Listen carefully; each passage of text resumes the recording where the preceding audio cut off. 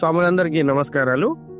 మనం ఇది ఏ ఊరు స్వామి? ఇది వరంగల్ అర్బన్ ఉచుర జిలుగుల ఎల్కతుర్తి మండలము. విపరీతంగా పూత కాత వచ్చింది, ఎక్సలెంట్ వచ్చింది స్వామి. ఒకసారి రండి, తోటి రైతులకు హెల్ప్ అవుతుంది. మరి గద్వాల కరువు నైజల్ అన్ని పోయినాయి అంటున్నారు అని చెప్పి అంటా ఉన్నారు. ఎర్రనల్లి వల్ల కొసలు మారిపోవడం, నల్ల తామర పేను బంక వలన స్వామి మాటలలో మాట్లాడి తెలుసుకున్నాము. నమస్తే స్వామి. ఏసీ ఎన్ని రోజులు అవుతుంది పత్తి? 90 రోజులు స్వామి. 90 రోజులు. 90 రోజుల పత్తి పంటకు మీరు ఎన్ని సార్లు మందు? 32 రోజులలో మొనోకోట పాసను బయోవిట కొట్టినాం స్వామి. ఓకే. తర్వాత వచ్చేసి మళ్ళీ ఒక 30 రోజులకు ఏది మన కిరాణా కొట్టినాం స్వామి. కిరాణా కిరాణం సన్నపాలు కొట్టాము. తర్వాత మళ్ళీ ఒక 15 రోజులు ఆగిన తర్వాత ఈ రొట్టు అకిరాను వాడక ముందు ఎలా ఉండేది?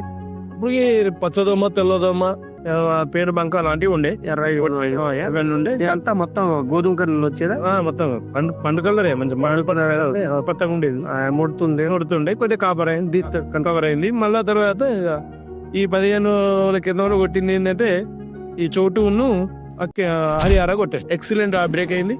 మంచిగా ఇప్పుడు ఇంత వర్షం పడతా ఉన్నది కదా, నేను అదే రోజు చూస్తున్నా. పూత ఏమైనా డ్రాప్ అయ్యి ఒక్క పూత కూడా డ్రాప్ అయితే కూడా డ్రాప్ కాలేదు. దీంతో విపరీతమైన పూత ఖాతాలు వచ్చాయి. హరిహర ఎక్సలెంట్ వచ్చినాయి స్వామి. ఓకే. ఈ చోటు అనేది టిల్లేజ్ ఆర్గానిక్ వాళ్ళది స్వామి.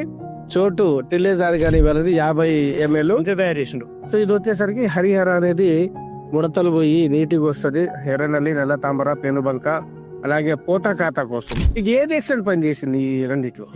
3 డోసులు బరాబరే. మోనో బయోవిటా సేమే, మళ్ళీ అకిరానా కరెక్టే, తర్వాత హరియారా చోటు బరాబర్. ఈ 3 దెబ్బలు నాకు తోట పత్తి లెక్క అనిపించింది. బాగా పెరిగేసింది. అప్ప ఇంకా పెరుగుతుందని పొసలు తుంచేసినాం. లేకపోతే ఇంకా చూడండి ఒకసారి మన రోజు తుంచేసినాం. ఈ కాయలు చూడండి, చెట్టుకి ఎన్ని కాయలు ఉంటాయి? 60-70 నువ్వు మొక్కలు ఆ కొసలు తిరిగి కొసలు తిట్టిరా. 5 ఎకరాలు ఎక్సలెంట్.